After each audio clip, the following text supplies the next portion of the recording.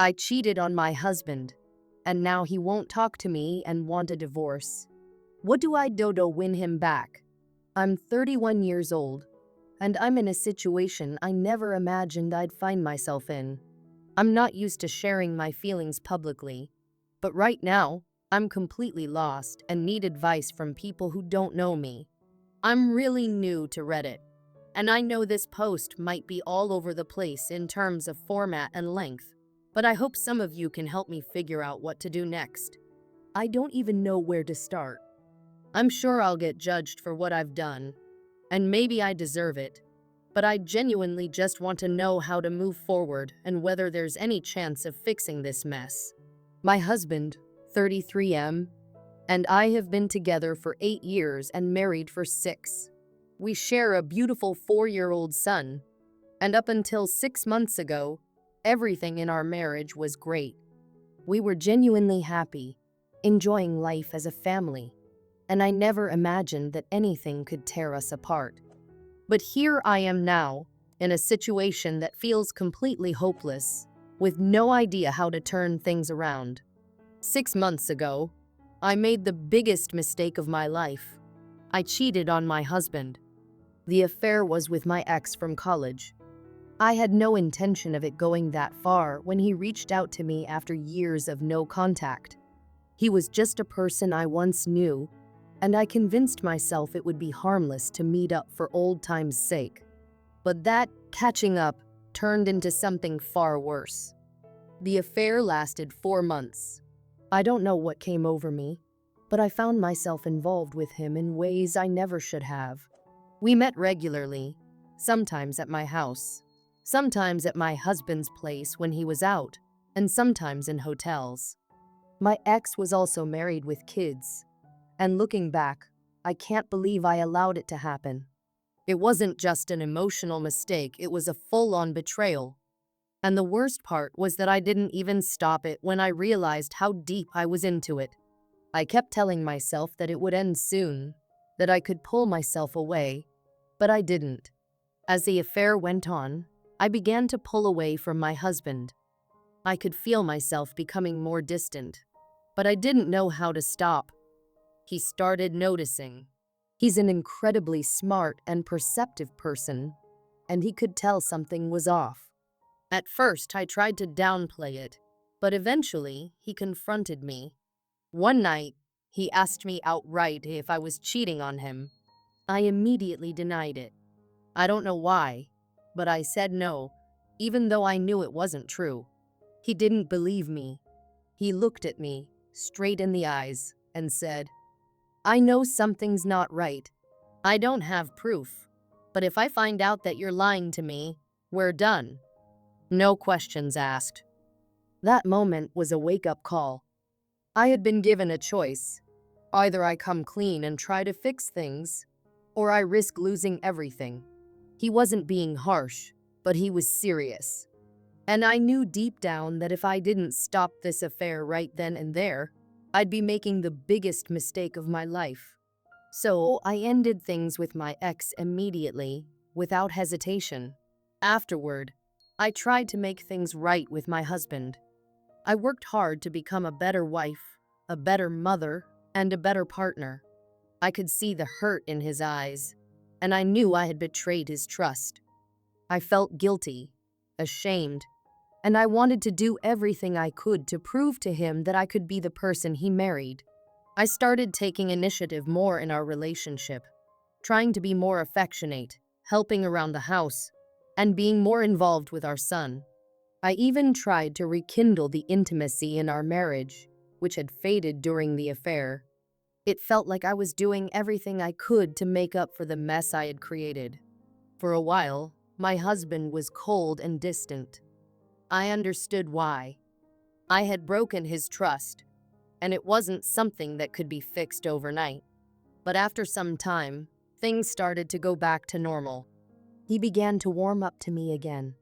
There were still awkward moments, but I felt like we were on the path to healing. I thought that maybe, just maybe, we could move past this and rebuild what we once had.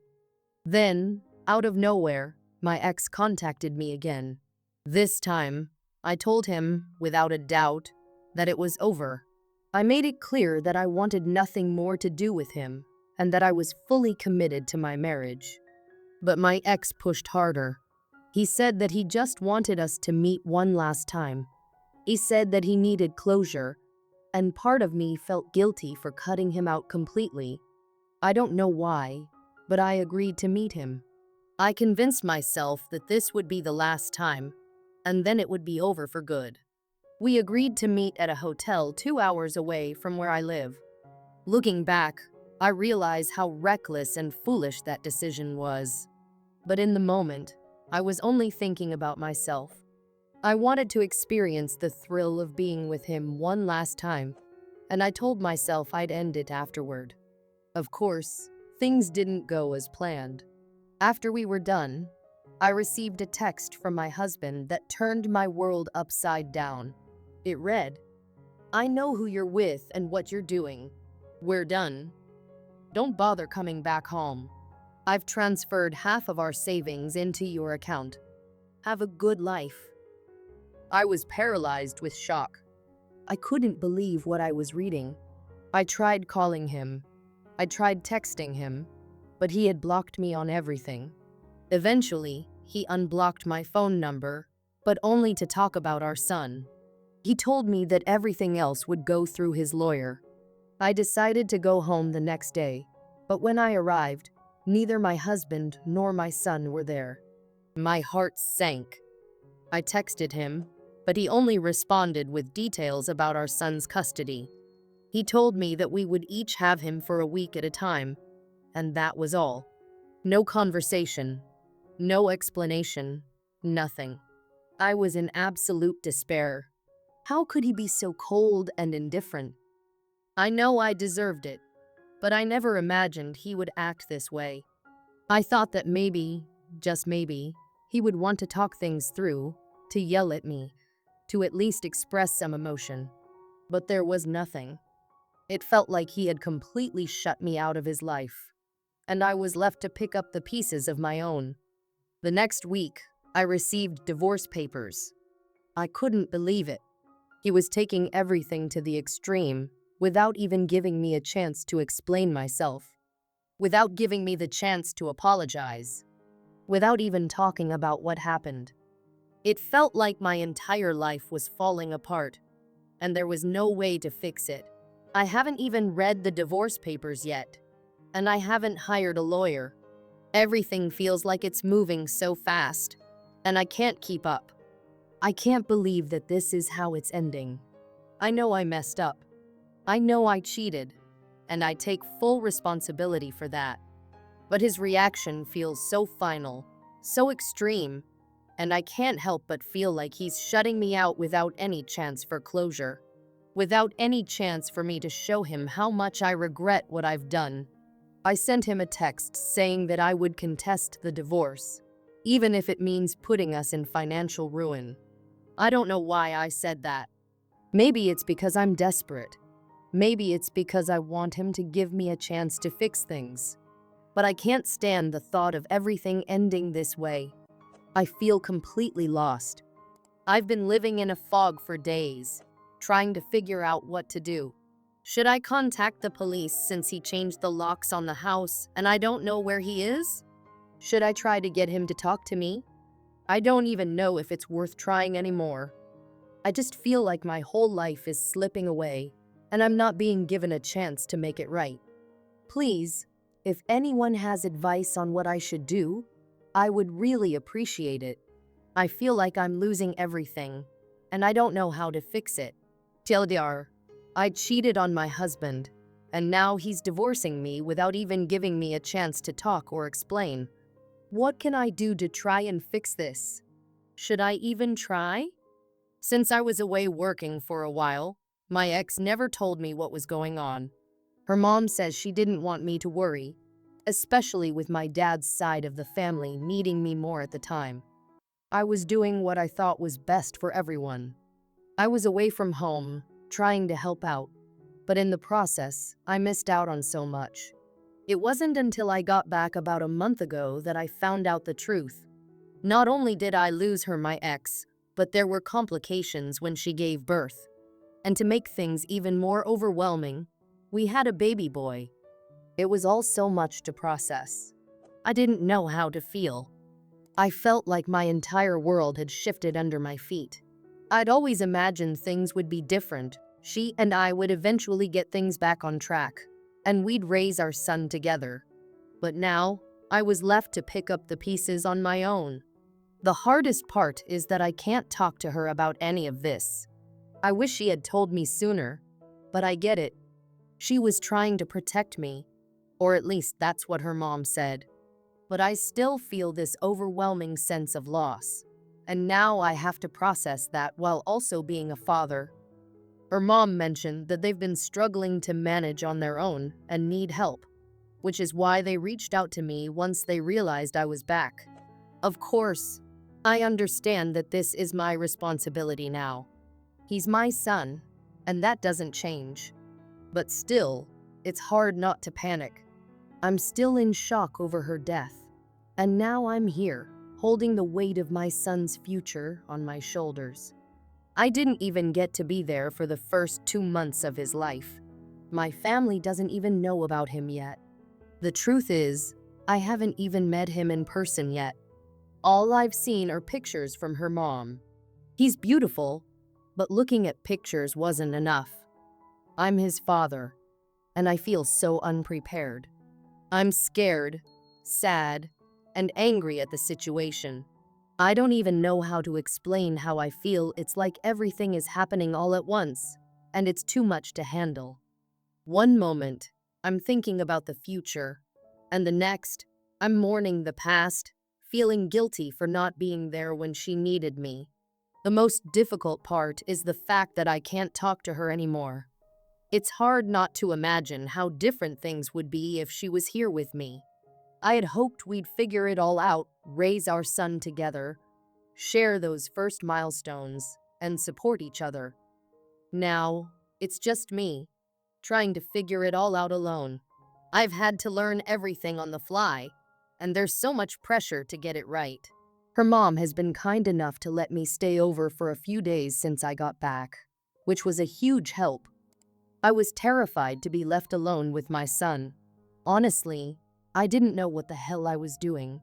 I had no idea how to take care of a baby, and the fear of doing something wrong was overwhelming.